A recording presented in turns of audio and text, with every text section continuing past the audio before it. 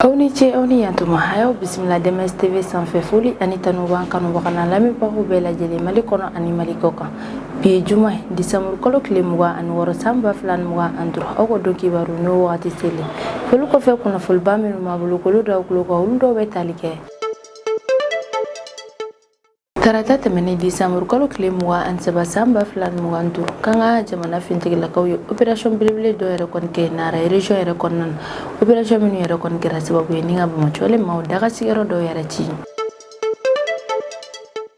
ayise jamana ɲɛmaaw ka somi filanan min yɛrɛ kɔni kɛra an ka Mali jamana yɛrɛ kɔnɔna na ni o yɛrɛ kɔni kɛra ka bɛn tarata tɛmɛnen December kalo tile 27 san 2025 o somi filanan yɛrɛ kɔni senfɛ min yɛrɛ kɔni ye Niger ani Burkina Faso jamana ɲɛmaa yɛrɛ kɔni olu ye foli belebele yɛrɛ kɔni kɛ ni ka ɲɛsin Mali autorité maaw yɛrɛ kɔni ma u ka bisimilali ɲuman yɛrɛ la Alisa an bɛ to ayise jamana ɲɛmaaw ka somi filanan ko hukumu yɛrɛ de la min yɛrɛ kɔni ye CNT ɲɛmaaba ye ni ale yɛrɛ tɔgɔ de ye ko Malik Jago ale yɛrɛ kɔni kun bɛ ayise jamana ɲɛmaaw yɛrɛ ka somi kɛyɔrɔ yɛrɛ kɔni na wale min b'a yɛrɛ k'a fɔ ko gouvernement ni CNT maaw yɛrɛ kɔni bɛ ka baaraw yɛrɛ kɛ ɲɔgɔn fɛ min yɛrɛ kɔni bɛ bɛn ale ni kɛlɛya yɛrɛ de kɔni yira an ka jamana institution yɛrɛ kɔnɔna na Office central des stupéfiants direction belebele yɛrɛ kɔni ka fara direction générale de la police nationale maaw yɛrɛ kɔni ka k'olu yɛrɛ kɔni ye test belebele dɔ yɛrɛ kɔni lase tɛnɛ tɛmɛnen December kalo tile 22 san 2025 test min yɛrɛ kɔni kɛra jamana polisi kura minnu yɛrɛ kɔni recrutera ala ma mɛ k'o test yɛrɛ kɔni kun ye walasa k'a lajɛ n'a sɔrɔ ni o polisi kura ninnu yɛrɛ kɔni kun tɛ ɲɛnaminimafɛnw yɛrɛ kɔni ta k'u ka o test yɛrɛ kɔni kɛra an ka jamana polisi kura mɔgɔ 1000 ani 500 yɛrɛ de kɔni kun Bamako brigade mobile d'intervention maaw ye opération belebele dɔ yɛrɛ kɔni kɛ minnu yɛrɛ kɔni kɛra December kalo tile 19 hali ni December kalo tile 20 yɛrɛ kɔni opération min yɛrɛ kɔni kɛra sababu ye n'u kɔni sera k'u tɛgɛ yɛrɛ da ɲɛnaminimafɛn fo ka taa se furakisɛ jugu yɛrɛ fana caman yɛrɛ kɔni kan minnu yɛrɛ kɔni kun ye an ka jamana sifinnaka dɔw yɛrɛ de bolo tarata tɛmɛnen December kalo tile 27 san 2025 Niger autorité maaw ye communiqué belebele dɔ yɛrɛ kɔni kɛ communiqué min yɛrɛ kɔni u bɛ laseli yɛrɛ kɔni kɛ ko Niger fintigilakaw ka cidenya baara dɔ yɛrɛ kɔni senfɛ k'u ye opération belebele dɔ yɛrɛ kɔni kɛ min yɛrɛ kɔni daminɛna December kalo tile 15 ka taa bila December kalo tile 21 yɛrɛ la k'o opération ninnu yɛrɛ kɔnɔna na k'u ka fintigilakaw ye sebayaba yɛrɛ de sɔrɔ sabula u ka opération ninnu yɛrɛ kɔni kɛra sababu ye ni ka Bamakɔle maa 45 yɛrɛ de bɔnɛ u ni na ani ka Bamakɔle maa 26 yɛrɛ fana minɛ ni kunnafoniyaban ninnu de b'an bolo kɔrɔ bi an bɛna min walawala ye an ka video kibaru kɔnɔna na tarata tɛmɛnen December kalo tile 27 san 2025 an ka jamana fintigilakaw ka cidenya baara dɔ yɛrɛ kɔni senfɛ ko o yɛrɛ kɔni kɛra sababu ye n'u yɛrɛ kɔni sera ka taga bɔ Bamakɔle maaw daga sigiyɔrɔ dɔ yɛrɛ kɔnɔna min yɛrɛ bɛ Nara région yɛrɛ kɔnɔna na kɛrɛnkɛrɛnnenya la Muruja Esiyanfa yɛrɛ kɔni fɛ kan ka fintigilakaw yɛrɛ kɔni opération belebele yɛrɛ kɔni kɛ ni ka ɲɛsin Bamakɔle maaw ka o daga sigiyɔrɔ yɛrɛ kɔni ma wale min yɛrɛ kɔni kɛra sababu ye ni ka Bamakɔle maaw ka o daga sigiyɔrɔ bɛɛ lajɛlen yɛrɛ kɔni cɛ ani ka kɛlɛkɛminɛn fo ka taa se u ka fɛn caman yɛrɛ kɔni ma k'u ka opération yɛrɛ kɔni kɛra sababu ye ni ka bɔnɛba yɛrɛ de don Bamakɔle maaw yɛrɛ kɔni sabula u ka kɛlɛkɛminɛn caman yɛrɛ kɔni tiɲɛna kosɛbɛ u b'a yira k'a fɔ ko camanba yɛrɛ de kɔni bɔra u fanga yɛrɛ kɔni na ni yɔrɔ yɛrɛ la an yɛrɛ bɛ foli belebele yɛrɛ kɔni kɛ ni ka ɲɛsin an ka jamana fintigilakaw bɛɛ lajɛlen yɛrɛ kɔni ma sabula u bɛ k'u ka cidenya baaraw yɛrɛ kɔni kɛ tilennenya kɛcogo ɲuman yɛrɛ kɔnɔna na an yɛrɛ kɔni b'a ɲini u fɛ halisa u ka caman yɛrɛ kɔni fara u ka cɛsiri yɛrɛ kɔni kan wa fana u k'u janto yɛrɛ la kosɛbɛ sabula Bamakɔle maaw ka fɛɛrɛ yɛrɛ kɔni tɛ ban an bɛ dugawu yɛrɛ kɔni kɛ Ala ka basigi yɛrɛ sabati an ka Mali jamana yɛrɛ kɔnɔna na Ala k'an ka fintigilakaw bɛɛ lajɛlen yɛrɛ fana lakana i n'a fɔ a ma dogo an bɛɛ lajɛlen na cogo min yɛrɛ kɔnɔna tarata tɛmɛnen December kalo tile 27 san 2025 o yɛrɛ kɔni kun ye ayise jamana ɲɛmaaw yɛrɛ ka sommet yɛrɛ ɲɔgɔn ye belebele yɛrɛ kɔni min yɛrɛ kɛra an ka Mali jamana yɛrɛ kɔnɔna na o sommet yɛrɛ kɔni de senfɛ min yɛrɛ kɔni ye Niger jamana ɲɛmaa fo ka taa se Burkina Faso jamana ɲɛmaa yɛrɛ kɔni ma olu ye foli belebele yɛrɛ kɔni kɛ ni ka ɲɛsin Mali autorité bɛɛ lajɛlen yɛrɛ kɔni ma ani Mali jamana ɲɛmaa yɛrɛ kɔni ni o ye son excellence le général d'armée Assimi Goïta yɛrɛ kɔni u ye ni foli belebele yɛrɛ kɔni kɛ ka sababu yɛrɛ kɔni kɛ ko min yɛrɛ kɔni ye Mali autorité maaw yɛrɛ kɔni k'olu yɛrɛ kɔni olu bisimila ka ɲɛ u ka jamana yɛrɛ kɔnɔna na wa fana u ka ɲɔgɔn yɛrɛ kɔni labɛn k'u y'o bɛɛ lajɛlen yɛrɛ fana kɛ ka ɲɛ. Capitaine Ibrahim Traoré ale ni Général Abdramane Tchani olu yɛrɛ ye foli belebele yɛrɛ kɔni kɛ ka d'a kan ko Mali autorité ni Mali jamana kɔnɔdenw bɛɛ lajɛlen yɛrɛ kɔni taara olu kun bɛ bonya karama yɛrɛ kɔnɔna na fo ka taa se nisɔndiya yɛrɛ fana ma. O yɛrɛ kɔni kɔfɛ u fila yɛrɛ kɔni farala ɲɔgɔn kan ni ka foli belebele yɛrɛ fana kɛ ka ɲɛsin an ka jamana ɲɛmaa son excellence le général d'armée Assimi Goïta ma. Sabula ko général d'armée Assimi Goïta yɛrɛ kɔni ye i mako don olu n'u ka délégation bɛɛ lajɛlen yɛrɛ la wa fana a y'u bisimila ka ɲɛ k'u ka nin tile fila yɛrɛ kɔni taama yɛrɛ kɔnɔna na Mali jamana yɛrɛ kɔnɔna na ko u ma kɔngɔ u ma min nɔgɔ fana. Ko yɛrɛ kɔni kɔsɔn olu ye ni foli belebele yɛrɛ kɔni kɛ ka ɲɛsin Mali autorité ni Mali jamana kɔnɔdenw bɛɛ lajɛlen yɛrɛ kɔni ma u ka bonya n'u ka karamaw bɛɛ lajɛlen na. Capitaine Ibrahim Traoré ale ni Général Abdramane Tchani olu ka ni foli belebele yɛrɛ kɔni min kɛ sababu ye ni ka caman yɛrɛ kɔni fara ni jamana saba ninnu yɛrɛ kan jɛɲɔgɔnyaw ka kosɛbɛ. Minnu yɛrɛ kɔni farala ɲɔgɔn kan walasa u k'u ka laɲiniw bɛɛ lajɛlen kɛ kelen ye u ka jamanaw bɛɛ lajɛlen yɛrɛ fana kɛ kelen ye fo ka taa se u ka jamana kɔnɔdenw yɛrɛ fana ma k'u ka laɲini yɛrɛ de kɔni u ka ni jamana saba ye bɛɛ lajɛlen yɛrɛ kɔni kɛ jamana kelen ye jamakulu kelen ale ni laɲini kelen yɛrɛ kɔni n'u ye o yɛrɛ de kɔni k'u ka devise yɛrɛ fana ye ɛsi jamana ɲɛmaaw kɔni sommet filanan yɛrɛ kɔni kɛra yɔrɔ min yɛrɛ kɔnɔna ni lakanako yɛrɛ ka gɛlɛya dɔɔni ale ni gɛlɛya yɛrɛ fana bɛ yen a diplomatique yɛrɛ kɔnɔna na k'u ka ɲɔgɔnya yɛrɛ kɔni bɛ kɛ sababu ye walasa ni jamana ɲɛmaa saba ninnu yɛrɛ kɔni k'u cɛsiri kosɛbɛ u ka jamana yɛrɛma hɔrɔnya yɛrɛ kow la ka dankari menaces bɛɛ lajɛlen yɛrɛ fana la u ka jamana yɛrɛ kɔnɔna na min yɛrɛ fana u ka jamana nafolomafɛnw yɛrɛ fana u ka ni ɲɔgɔnya yɛrɛ kɔni bɛ kɛ sababu ye ni ka u ka nafolomafɛn ninnu yɛrɛ kɔni dɔ b'a la cogo min yɛrɛ kɔni na u ka jamana kɔnɔdenw yɛrɛ kɔni bɛ se ka bénéficier u ka nafolomafɛnw yɛrɛ la halisa an bɛ to AES jamana ɲɛmaa olu ka sommet filanan ko hukumu yɛrɛ kɔnɔna na tarata tɛmɛnen décembre kalo tile 23 san 2025 AES jamana ɲɛmaaw yɛrɛ ka ɲɔgɔn belebele yɛrɛ kɔni ni o yɛrɛ kɔni kɛra CCB yɛrɛ kɔnɔna na ɲɔgɔn yɛrɛ kɔni tɛ fɛ min yɛrɛ kɔni ye CNT ɲɛmɔgɔba yɛrɛ kɔni ni o ye Malik Jaw yɛrɛ kɔni k'ale yɛrɛ fana kun ye ɲɔgɔn ye kɛnɛ yɛrɛ la honorable Malik Jaw ale ni CNT membre caman yɛrɛ kɔni kun ye ɲɔgɔn ye kɛnɛ yɛrɛ kan ko ɲɔgɔn ye kɛnɛ yɛrɛ kɔni kan min yɛrɛ kɔni ye Malik Jaw ye ni ale yɛrɛ ye CNT ɲɛmɔgɔba yɛrɛ kɔni k'ale ni a ka délégation caman yɛrɛ kɔni kun bɛ CCB yɛrɛ kɔnɔna na walasa u ka se ka taga AES jamana ɲɛmaaw yɛrɛ ka sommet filanan yɛrɛ la ɲɛnamaya CNT yɛrɛ kɔni yeli ni kɛnɛ yɛrɛ kɔni kan o b'a yira k'a fɔ k'an ka jamana yɛrɛ kɔni gouvernement ni CNT maaw yɛrɛ kɔni bɛ ka baaraw kɛ ɲɔgɔn fɛ wale min yɛrɛ kɔni bɛ kelenya hali ni fara ɲɔgɔn kan yɛrɛ de yira an ka jamana institution kɔnɔna na o fara ɲɔgɔn kan ni o kelenya yɛrɛ fana de bɛ kɛ sababu ye ni ka Confédération des États du Sahel maaw yɛrɛ ka tɔn yɛrɛ jɔ ka ɲɛ CNT baarakɛlaw yɛrɛ kɔni yeli o kɛnɛ yɛrɛ kɔni kan o b'a yira k'a fɔ ko nafaba yɛrɛ de kɔni bɛ CNT yɛrɛ la AES kɔnɔna na sabula ko CNT yɛrɛ kɔni bɛ ka dɛmɛ yɛrɛ de kɔni kɛ ka ɲɛsin AES yɛrɛ kɔni ma kɛrɛnkɛrɛnnenya la u ka sariyaw yɛrɛ kɔni ta fan fɛ CNT yɛrɛ kɔni b'o yɔrɔ yɛrɛ kɔni na walasa a ka se ka kɛ garantie yɛrɛ de ye cogo min yɛrɛ kɔni na décision minnu yɛrɛ bɛna ta ale ni sariya minnu yɛrɛ kɔni bɛna ta olu bɛɛ lajɛlen yɛrɛ kɔni ka kɛ tilennenya yɛrɛ kɔnɔna na o b'a yira k'a fɔ ko CNT yɛrɛ kɔni taara o kɛnɛ yɛrɛ kɔni kan walasa ka taa AES jamana ɲɛmaaw yɛrɛ ka décision talew yɛrɛ kɔni dɛmɛ cogo min yɛrɛ kɔni na AES jamanaw yɛrɛ bɛ se ka kɛ yɔrɔ min yɛrɛ kɔni lafiyaba bɛ sabati AES jamana ɲɛmaaw ka sommet kɛ yɔrɔ yɛrɛ kɔni na min yɛrɛ kɔni ye an ka jamana maaba caman dɔw yɛrɛ kɔni k'olu yɛrɛ kɔni kun bɛ minnu yɛrɛ fana bɛ tali kɛ professeur Jonkunda Traoré yɛrɛ kɔni kan ni ale yɛrɛ fana kun ye an ka jamana ɲɛmaa kɔrɔ dɔ yɛrɛ kɔni wagati tɛmɛnenw yɛrɛ la ale yeli kɛnɛ yɛrɛ kɔni kan o b'a yira k'a fɔ ko basigi yɛrɛ bɛ jamana kɔnɔna na wa fana ko jamana yɛrɛ kɔni bɛ ka labaara ka ɲɛ ko hali n'a sɔrɔ kɔni ko yɛlɛmaba yɛrɛ kɔni donna jamana politigiw yɛrɛ la ale ni a fanga ko yɛrɛ la sabula an bɛ wagati min na i n'a fɔ ko bi an bɛ transition tile yɛrɛ de la wa b'a yira k'a fɔ tuguni ko Mali jamana yɛrɛ fana kɔni labɛnnen don ni ka AES yɛrɛ kɔni dɛmɛ fɛn min yɛrɛ fana ye jamana wɛrɛw yɛrɛ ka ambassade caman yɛrɛ kɔni minnu yɛrɛ sigilen bɛ an ka Mali jamana yɛrɛ kɔnɔna na k'olu caman yɛrɛ fana kun bɛ sommet kɛyɔrɔ yɛrɛ la sommet kumaɲɔgɔnya ni décision bɛɛ lajɛlen min yɛrɛ kɔni taara o bɛɛ lajɛlen yɛrɛ fana kɛra u ɲɛna wale min b'a yira k'a fɔ ko AES yɛrɛ kɔni bɛ ka kɛ tɔn belebele yɛrɛ kɔni tɔn min yɛrɛ kɔni bonyalen don kosɛbɛ wa fana a lakodɔnnen don jamana caman yɛrɛ fɛ son excellence le général d'armée Assimi Goïta ale yɛrɛ kɔni kɛlen ka kɛ ni sommet filanan ye kɔni ɲɛmaa belebele yɛrɛ kɔni ye ale yɛrɛ kɔni ye dɛmɛ belebele yɛrɛ kɔni sɔrɔ ka bɔ CNT maaw yɔrɔ o wale yɛrɛ kɔni b'a yira k'a fɔ ko min yɛrɛ kɔni an ka jamana ɲɛmaa yɛrɛ kɔni ye ale ni CNT yɛrɛ kɔni bɛ ka baara kɛ ɲɔgɔn fɛ jɔnɲɔgɔnya min yɛrɛ kɔni bɛ CNT ale ni an ka jamana gouvernement maaw yɛrɛ kɔni ɲɔgɔn cɛ o bɛ kɛ sababu ye min yɛrɛ kɔni AES baara dɔw yɛrɛ kɔni ka se ka sigi sen kan nɔgɔya yɛrɛ la CNT ni ale yɛrɛ kɔni tilennen don a ka cidenya baaraw yɛrɛ kɔnɔna na ale yɛrɛ kɔni labɛnnen don sanga ani wagati bɛɛ lajɛlen yɛrɛ kɔnɔna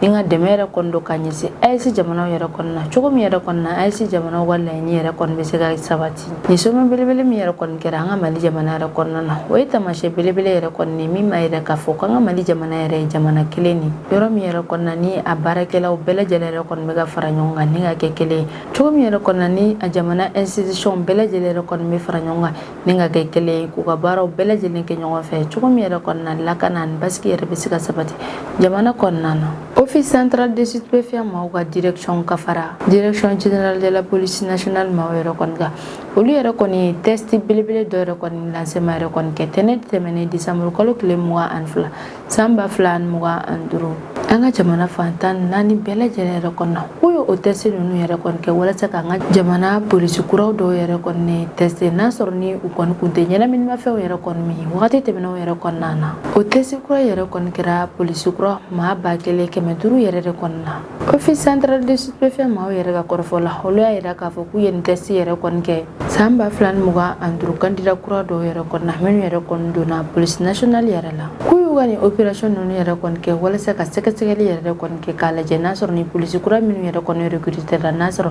ni u kun tɛ ɲɛnaminimafɛnw yɛrɛ kɔni ta wagati tɛmɛnenw yɛrɛ la wa fana an b'aw ladɔnniya k'a fɔ ko test yɛrɛ kɔni kɛra Mali jamana fantan naani bɛɛ lajɛlen de la k'u ka nin test yɛrɛ bɛɛ lajɛlen laɲini walasa ka lakanaba yɛrɛ kɔni sabati an ka Mali jamana baarakɛyɔrɔ yɛrɛ la sabula polisi kura minnu yɛrɛ kɔni recruter la olu yɛrɛ kɔni bɛna kɛ an ka Mali jamana ciden kɛrɛnkɛrɛnnenw yɛrɛ kɔni ye o la k'a man ka kɔni ko maa ninnu yɛrɛ kɔni dola kelen yɛrɛ kɔni ka ye k'a fɔ ko yɛrɛ kɔni kun bɛ ɲɛnaminimafɛn yɛrɛ kɔni ta waati tɛmɛnenw yɛrɛ la sabula a bɛ se ka na ni gɛlɛyaba yɛrɛ de ye an ka jamana service yɛrɛ kɔnɔna na ministère de la sécurité de la protection civile yɛrɛ ka kɔrɔfɔ la ko fintigilaka fɛn fɛn yɛrɛ kɔni bɛ bɔ police nationale yɛrɛ la ale ni protection civile yɛrɛ kɔni yɔrɔ la k'a ka kan test yɛrɛ kɔni ka kɛ o mɔgɔ ninnu yɛrɛ la k'a lajɛ n'a sɔrɔ yɛrɛ kɔni n'u kun tɛ dɔrɔgu yɛrɛ kɔni ta ko yɛrɛ de ye olu ka sariya yɛrɛ kɔni ye k'a bɛ se ka kɛ test yɛrɛ kɔni bɛ se ka k'i la ni sira dɔw yɛrɛ kɔni i n'a fɔ visite médicale sira walima i ka carrière yɛrɛ fana sen fɛ office central de stupéfiants maaw y'a yira k'a fɔ ko n'u ye candidat fɛn fɛn yɛrɛ kɔni testé k'a dɔn ko maa yɛrɛ kɔni kun bɛ ɲɛnaminimafɛn yɛrɛ kɔni ta wagati tɛmɛnen yɛrɛ kɔni na ko ɲangili jugu yɛrɛ kɔni bɛ ta ko maa yɛrɛ kɔni sɛgɛrɛ wa fana ko ni maa min yɛrɛ kɔni y'i ban k'a fɔ ko test yɛrɛ kɔni tɛ k'i la ko maa yɛrɛ kɔni tɛ se ka don police nationale yɛrɛ kɔni na sabula a yamaruyalen yɛrɛ kɔni de don k'a fɔ ko test yɛrɛ kɔni ka kɛ polisi kuraw bɛɛ lajɛlen yɛrɛ kɔni na yan'u ka don u ka cidenya baaraw yɛrɛ kɔnɔna na ko walasa k'o décision yɛrɛ kɔni bila sen na min yɛrɛ kɔni ye an ka jamana ministre de la sécurité de la protection civile yɛrɛ kɔni ye ni o ye général de division Daoud Ali Mohamedine yɛrɛ ye ale yamaruya yɛrɛ kɔni di office central de stupéfiants maaw yɛrɛ kɔni ma k'u k'u ka test baaraw yɛrɛ daminɛ k'o test baara minnu yɛrɛ kɔni bɛna daminɛ olu yɛrɛ baaraw bɛɛ lajɛlen yɛrɛ kɔni bɛ kɛ colonel major Fuseni Keyita ale yɛrɛ de ɲɛna ani an ka jamana autorité maaba caman yɛrɛ fana ɲɛna an b'aw ladɔnniya k'a fɔ k'o test baara ninnu bɛɛ lajɛlen yɛrɛ kɔni daminɛna tɛnɛ tɛmɛnen décembre kalo tile 22 san 2025 ni fɛɛrɛ kura minnu yɛrɛ kɔni sigira sen kan o b'a yira k'a fɔ ko an Mali autorité maaw yɛrɛ kɔni cɛsirilen yɛrɛ kɔni de don jamana lakanako yɛrɛ kɔni na sabula ko n'u ye nin test ninnu yɛrɛ kɔni kɛ ni polisi kura ninnu yɛrɛ kɔni na o bɛ kɛ sababu ye ni k'an ka jamana fintigilaka ninnu yɛrɛ ka baaraw kɛ tilennenya hali ni basigi kɔnɔna na fɛn min yɛrɛ fana ye an ka jamana fintigilaka ka opération ko yɛrɛ fana ye a bɛ kɛ sababu ye ni ka opération ninnu yɛrɛ fana nɔgɔya u bolo ko nin test minnu yɛrɛ kɔni bɛ kɛ recrutement wagati yɛrɛ kɔni na k'a bɛɛ lajɛlen yɛrɛ kɔni kun ye walasa candidat minnu yɛrɛ kɔni bɛ fɛ ka kɛ jamana fintigilakaw yɛrɛ kɔni olu yɛrɛ kɔni ka jamana fintigilakaw ka sariyaw bɛɛ lajɛlen bato o fana kan ka jamana OCS yɛrɛ kɔni yɔrɔ ko min yɛrɛ kɔni ye laboratoire belebele yɛrɛ kɔni ko yɛrɛ kɔni bɛ olu yɛrɛ kɔni bolo min yɛrɛ kɔni an ka jamana OCS mɔgɔw yɛrɛ kɔni ko laboratoire belebele yɛrɛ kɔni bɛ olu yɛrɛ bolo yɔrɔ min yɛrɛ kɔni u bɛ taga ni o candidat kura ninnu yɛrɛ kɔni ni ka taa u ka test yɛrɛ kɔni kɛ o yɔrɔ ninnu yɛrɛ la ko office central de stupéfiants maaw yɛrɛ ka o laboratoire yɛrɛ kɔni na ko minɛn ɲumanbaw yɛrɛ de kɔni bɛ yen nɔ minnu yɛrɛ kɔni bɛ kɛ ka test ninnu yɛrɛ kɔni kɛ OCS maaw ka o laboratoire yɛrɛ kɔni ɲɛmaayaba yɛrɛ bɛ colonel sapeur pompier Seku Darame yɛrɛ de bolo ni ale yɛrɛ kɔni bɛ formation belebelew yɛrɛ fana kɛ maaw kun Bamako brigade mobile d'intervention maaw ye opération belebele dɔw yɛrɛ kɔni kɛ décembre kalo tile 19 ale ni décembre kalo tile 20 san 2025 opération minnu yɛrɛ kɔni kɛra sababu ye ni an ka douane maa ninnu yɛrɛ kɔni sera ka ka bɔ réseau dɔw yɛrɛ kɔni ka minnu yɛrɛ kɔni ka baara yɛrɛ kɔni ɲɛnaminimafɛnw feereli n'a tali yɛrɛ kɔni u ka o opération ninnu yɛrɛ kɔni u ka cidenya baaraw yɛrɛ kɔni yira ni o de ye ka jamana sɔrɔ ko yɛrɛ bɛɛ lajɛlen la ka na ale ni ka dankari ɲɛnaminimafɛnw yɛrɛ fana feereli n'a minɛ na an ka jamana kɔnɔna na u ka o opération ninnu yɛrɛ nafamayɔrɔ kɛra yɔrɔ min yɛrɛ kɔni o kelen kun tɛgɛ yɛrɛ kɔni da fura carton 2000 yɛrɛ kɔni ka furakisɛ minnu yɛrɛ kɔni yamaruyalen yɛrɛ tɛ an ka jamana kɔnɔna na u ye o furaminɛ yɛrɛ kɔni opération yɛrɛ kɔni kɛ tile 6 enquête yɛrɛ kɔni kɔfɛ a n'a sɛgɛsɛgɛliw kɔfɛ ko maa min yɛrɛ kɔni kun bɛ ka fura in yɛrɛ kɔni feere a ye fura in yɛrɛ kɔni dogo a ka feerekɛminɛn dɔw yɛrɛ de kɔrɔ feerekɛminɛn minnu yɛrɛ yamaruyalen yɛrɛ fana tɛ k'a ye fura in yɛrɛ kɔni dogo walasa an ka jamana douaniw ka contrôle yɛrɛ kɔni senfɛ u kana se ka fura in yɛrɛ kɔni ye u ka nin sɛsi belebele yɛrɛ kɔni bɛ kɛ sababu ye ne ka jamana kɔnɔdenw yɛrɛ kɔni lakana ka bɔ furakisɛ jugu dɔw yɛrɛ kɔni tali tɔɔrɔ ma o fura minnu yɛrɛ bɛ yen nɔ ni faratiba yɛrɛ de b'a la wa dɔw yɛrɛ kɔni bɛ kɛ sababu ye ni ka maa yɛrɛ kɔni faga ko décembre kalo tile 19 san 2025 an ka douane maaw yɛrɛ ye opération dɔ yɛrɛ kɔni kɛ jalakɔrɔba poste de contrôle yɛrɛ kɔni opération minnu yɛrɛ kɔni gɛlɛyara u bolo dɔɔni ko dɔw yɛrɛ kɔni na brigade mobile d'intervention maaw yɛrɛ kɔni ye kari fitinin dɔ yɛrɛ kɔni lajɔ kari min yɛrɛ kɔnɔna na ni boisson caman yɛrɛ kɔni kun b'a kɔnɔna na boisson minnu yɛrɛ kɔni bɛ yen ni alcool yɛrɛ de b'olu kɔnɔna na ni boisson yɛrɛ marque yɛrɛ de ko Atlas ko kuma min yɛrɛ kɔni na brigade mobile d'intervention maaw yɛrɛ kɔni ye o kari fitinin yɛrɛ kɔni lajɔ min yɛrɛ kɔni ye kari chauffeur yɛrɛ kɔni ye ale yɛrɛ kɔni ban ka jɔ wa a kun bɛ fɛ ka boli ka bɔ o yɔrɔ in yɛrɛ kɔni na brigade mobile d'intervention maaw yɛrɛ kɔni y'u basigi o yɔrɔ in yɛrɛ kɔni na ni ka baara yɛrɛ kɔni kɛ ni hakili yɛrɛ kɔni sabula u ma jaabi telima yɛrɛ kɔni kɛ o yɔrɔ in yɛrɛ la nka ko kɔfɛ yɛrɛ kɔni u ka baara dɔnniya min yɛrɛ kɔni b'u la o yɛrɛ kɔni sera k'u tɛgɛ yɛrɛ kɔni da o mobili yɛrɛ kɔni kan k'u janto kosɛbɛ mobili kɔnɔna fɛnw yɛrɛ kɔni na ni olu yɛrɛ kɔni bɛ tali kɛ boisson dɔw yɛrɛ kɔni kan ni alcool yɛrɛ b'olu la nin b'a yira k'a fɔ k'an ka jamana autorité maaw yɛrɛ kɔni bɛ ka an ka jamana sirabaw bɛɛ lajɛlen yɛrɛ kɔni kɔlɔsi ka ɲɛ cogo min yɛrɛ kɔni na lakanaba yɛrɛ bɛ se ka sabati an ka jamana kɔnɔ ko don kelen yɛrɛ kɔni na min yɛrɛ ye an ka douane maa ninnu yɛrɛ kɔni k'u ye opération belebele dɔ yɛrɛ fana kɛ Daoudabougou quartier yɛrɛ kɔnɔna na ko u ka opération min yɛrɛ kɔni kɛra Daoudabougou yɛrɛ kɔnɔna na ko opération yɛrɛ kɔni kɛra sababu n'u yɛrɛ kɔni sera ka o tɛgɛ da Canal Plus antenne carton 200 yɛrɛ de kan min yɛrɛ kɔni kun bɛ ka taga k'a sɔrɔ sɛbɛn fosi yɛrɛ kɔni kun t'a kan sɛbɛn min yɛrɛ kɔni ma u yamaruya ka o Canal Plus carton 40 bɛɛ lajɛlen yɛrɛ ta o waati yɛrɛ kɔni na an ka douane maaw yɛrɛ kɔni ye o minɛn ninnu bɛɛ lajɛlen yɛrɛ kɔni minɛ ka gardew bolo brigade mobile d'intervention maaw ka nin opération belebele bɛɛ lajɛlen yɛrɛ kɔni m'u ka agent ka cɛsiri yɛrɛ de kɔni yira jamana lakanaliko yɛrɛ kɔni na ale ni ka jamana sɔrɔ ko bɛɛ lajɛlen fana lakana douane autoritéw yɛrɛ ka kɔrɔfɔ la u y'a yira k'a fɔ k'olu ka agent minnu yɛrɛ kɔni bɛ taga terrain yɛrɛ kɔni kan ni ka taa opération yɛrɛ kɔni kɛ o yɔrɔ ninnu yɛrɛ la k'u ka baara dɔnniya ba yɛrɛ de b'u la sabula k'u b'u ka baara ninnu bɛɛ lajɛlen yɛrɛ kɔni kɛ jamana kɔnɔdenw ka lakanali yɛrɛ de la u b'u ka opération ninnu yɛrɛ fana kɛ jamana sariya batolu yɛrɛ fana kɔnɔna na sa laban min yɛrɛ kɔni bɛ ka se brigade mobile d'intervention maaw yɛrɛ kɔni y'a yira k'a fɔ k'olu yɛrɛ kɔni bɛna caman yɛrɛ de fara u ka cɛsiriw yɛrɛ kɔni kan n'u ka baaraw bɛɛ lajɛlen yɛrɛ kɔni kan cogo min yɛrɛ kɔni na u bɛ se ka dankari ɲɛnaminimafɛnw bɛɛ lajɛlen donni na an ka Mali jamana yɛrɛ kɔnɔna na k'u b'u janto yɛrɛ la fana ka yɔrɔ bɛɛ lajɛlen yɛrɛ kɔni lakana cogo min yɛrɛ kɔni na fɛn yuruguyurugulen fosi yɛrɛ de kana don an ka Mali jamana fantan naani bɛɛ lajɛlen na tarata tɛmɛnen décembre kalo tile 23 san 2025 Niger autorité maaw ye communiqué belebele dɔ yɛrɛ kɔni kɛ min na o y'a yira k'a fɔ k'u ka sanfɛ kɛlɛkɛcɛw yɛrɛ kɔni ka fara duguma kɛlɛkɛcɛw yɛrɛ kɔni ka k'olu ye opération belebele dɔ yɛrɛ kɔni kɛ k'a daminɛ décembre kalo tile 15 yɛrɛ la ka taa bila décembre kalo tile 21 san 2025 k'u ka opération ninnu yɛrɛ kɔni kɔnɔna na k'u ka finitigilakaw yɛrɛ kɔni sebaayaba yɛrɛ de sɔrɔ sabula a kɛra sababu ye n'u k'u tɛgɛ yɛrɛ kɔni da bamacɔli maa 26 yɛrɛ kɔni ka ale ni ka bamacɔli maa 45 yɛrɛ bɔnɛwuni na Niger finitigilakaw ka bulletin hebdomadaire min yɛrɛ kɔni jarila u ka jamana téléso yɛrɛ kɔni na olu y'a yira k'a fɔ ko Niger finitigilakaw ka o opération ninnu yɛrɛ kɔni senfɛ k'u sera k'u tɛgɛ yɛrɛ kɔni da bamacɔli maaw ka kɛlɛkɛ marifa dɔw yɛrɛ kɔni ka min yɛrɛ bɛ taa fo 9 yɛrɛ la an'u ka cartouche 793 yɛrɛ kan fo ka taa se tajimafɛn litiri 10,9 yɛrɛ fana kan cannabis kilogramme 77 ni murumuruni ale ni furakisɛ kolo dɔ carton 42 yɛrɛ kɔni ka fo ka taa se u ka fɛn caman yɛrɛ kɔni ma o kɔfɛ u ka finitigilakaw y'a yira k'a fɔ k'u ye bamacɔli maaw yɛrɛ ka mugujugu dɔw yɛrɛ kɔni ci o mugujugu 4 ninnu yɛrɛ kɔni kun dogola yɛrɛ kɔni ne don bamacɔli maaw yɛrɛ kɔni fɛ k'u ye o bɛɛ lajɛlen yɛrɛ kɔni ci wa fana ko bɔnɛ fosi yɛrɛ de ma don olu ka finitigilakaw yɛrɛ yɔrɔ k'u ka opération ninnu yɛrɛ fana kɔni senfɛ ko kasara fosi yɛrɛ de ma don olu yɛrɛ kun fana ko Niger fintigilakaw kɔni opération belebele ninnu yɛrɛ kɔni b'u ka cɛsiri yɛrɛ de yira wa fana a b'a yira k'a fɔ k'u yɛrɛ kɔni labɛnnen don sanga ni wagati bɛɛ lajɛlen yɛrɛ kɔnɔna ni ka lakana yɛrɛ kɔni sabati u ka jamana yɛrɛ kɔnɔna na ani k'u ka jamana yɔrɔ caman yɛrɛ fana kɔlɔsi wa k'u opération ninnu yɛrɛ kɔni b'a yira k'a fɔ k'u ka cidenya baara ninnu bɛɛ lajɛlen yɛrɛ kɔni bɛ ka kɛ ka ɲɛ komi yɛrɛ fana y'u ka fintigilakaw yɛrɛ fana k'u bɛ k'u ka baaraw bɛɛ lajɛlen fara ɲɔgɔn kan ni ka organiser ka ɲɛ cogo min yɛrɛ kɔnɔ u bɛ se ka sebaya yɛrɛ kɔni sɔrɔ ka opération yɛrɛ la k'u labɛnnen don k'u ka cidenya baaraw bɛɛ lajɛlen yɛrɛ kɔni kɛ ni o de ye ka jamana kɔnɔdenw n'u bolo fɛnw bɛɛ lajɛlen yɛrɛ kɔni lakana k'ali n'a sɔrɔ olu yɛrɛ kɔni ni bɛ to a la de ni ne bɛ dan sigi an ka bidon kibaru kan an kanubaga na lamɛnbagaw bɛɛ lajɛlen fo Mali kɔnɔ ani Mali kɔ kan aw k'an bɛn ha ɲɔgɔnna wɛrɛ ma